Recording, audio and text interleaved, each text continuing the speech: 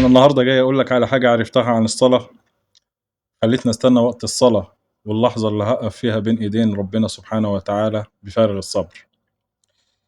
حاجة لو عرفتها والله ما هتبطل صلاة أو تأخرها عن وقتها.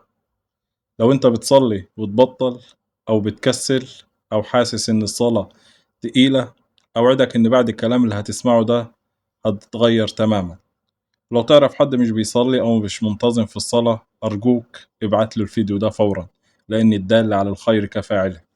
السر كله استخبى في حديث قدسي قالهن النبي صلى الله عليه وسلم عن رب العزة.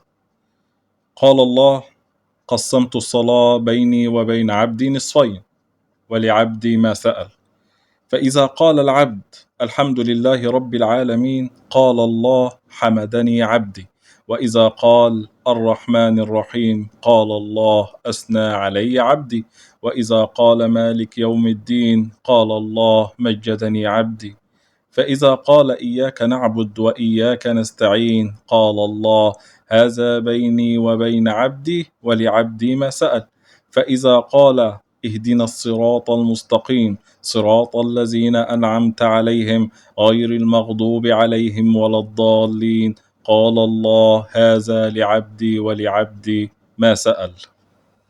أنت متخيل الجمال؟